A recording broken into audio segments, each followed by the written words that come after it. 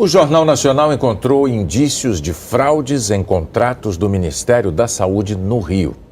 Sem licitação, militares escolheram empresas para reformar prédios antigos durante a gestão de Eduardo Pazuello e usaram a pandemia como justificativa para considerar as obras urgentes. A reportagem é do Arthur Guimarães, do Marco Antônio Martins e do Pedro Bassan. 823 mil pessoas já tiveram Covid no estado do Rio. Mais de 48 mil morreram. Mesmo diante desses números, os representantes do Ministério da Saúde no estado decidiram investir recursos públicos num galpão para guardar arquivos. E ainda, sem licitação. A decisão foi tomada em novembro do ano passado por gestores nomeados pelo ex-ministro Eduardo Pazuello. Meses antes, em junho, o general que comandava a saúde tinha reforçado a presença de militares na Superintendência Estadual do Ministério no Rio, ao nomear o coronel da reserva George de Vério para o cargo máximo. Antes disso, o coronel dirigia uma fábrica de explosivos. Em novembro, com um intervalo de 2 dias, de Vério autorizou 2 contratações sem licitação que somam quase 30 milhões de reais. Só para a reforma dos galpões na zona norte do Rio, quase 9 milhões. 2 sócios da LED Soluções, a empresa escolhida para a reforma, se envolveram num escândalo em contratos com as Forças Armadas. Fábio de Rezende Tonassi e Celso Fernandes de Matos eram donos da Cefa 3, que fornecia material de informática para a aeronáutica em 2007. Uma investigação mostrou que o material vendido não foi entregue, numa fraude aos cofres públicos de mais de 2 milhões de reais.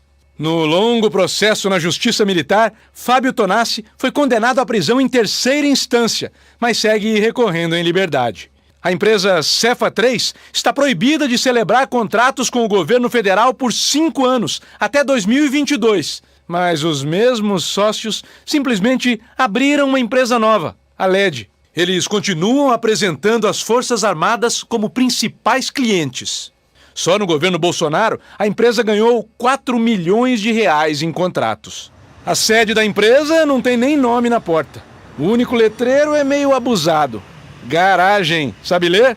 Mesmo quem sabe não consegue ler o contrato da empresa com o governo federal. O processo de reforma dos galpões é mantido em sigilo no portal público do Ministério da Saúde.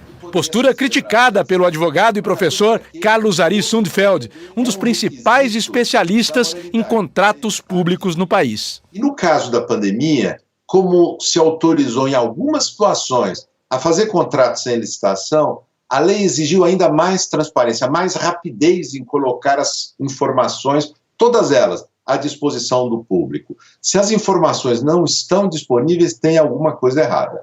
Procurando os contratos secretos, o Jornal Nacional encontrou indícios de fraudes numa obra ainda maior e bem mais cara. Também no mês de novembro, o coronel George de Vério autorizou uma reforma completa na sede do Ministério da Saúde no Rio, por quase 20 milhões de reais. Novamente, sem licitação. A obra foi considerada urgente com os mesmos argumentos usados no galpão. Ou melhor, mesmíssimos argumentos, incluindo longos trechos idênticos. É difícil entender a urgência de vários itens do projeto. Por exemplo, iluminação automática de LED na fachada, por 1 milhão de reais. E até a reforma do auditório, com 282 poltronas novas, a R$ 2.800 cada uma. Numa pandemia, é urgente contratar remédios, contratar equipamentos, contratar profissionais que atendem diretamente a população, mas não é urgente reformar prédios públicos para fins burocráticos e outras finalidades que são comuns, são do dia a dia da administração.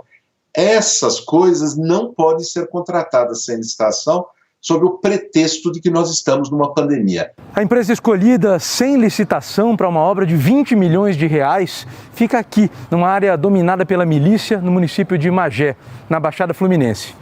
À primeira vista, parece uma empresa pequena para uma obra tão grande.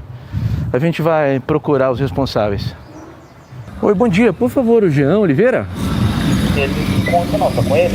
Jean Oliveira é o dono e o único gestor da SP Serviços, que está inscrita na Prefeitura de Magé como microempresa. Mesmo assim, ele disse por telefone que a empresa teria condições de fazer a obra.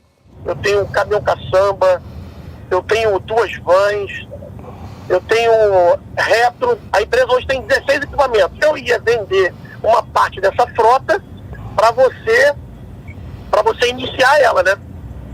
Mas eu tenho um caixa também, tá, Pedro? Os únicos contratos da SP Serviços com a União tinham sido com a Imbel, indústria de material bélico ligada ao Exército. Mais exatamente com a Fábrica da Estrela, a fábrica de explosivos que, na época, era dirigida pelo coronel George de Vério, o homem nomeado por Pazuello para comandar o Ministério no Rio. De Vério contratou 3 vezes a empresa de Jean Oliveira sem licitação. Você conhece o coronel George de Vério? Se eu conheço ele? Sim. Não. O que tem a ver? Você não conhece? Você nunca teve com ele? Não. Conhecer, eu conheço pessoalmente, não. Diante de tantos indícios, a Advocacia Geral da União não aprovou as 2 dispensas de licitação. Depois de assinados, os contratos da reforma no Ministério e nos galpões foram anulados. Mesmo assim, a AGU quer que a investigação continue, para verificar se há indícios de conluio entre os servidores e a empresa contratada. Os pareceres reconhecem que os prédios precisam de reformas, mas afirmam que agora só seria possível fazer obras ligadas à segurança e nada mais. Durante uma pandemia, enquanto seres humanos lutam pela vida, até as paredes sabem que elas podem esperar.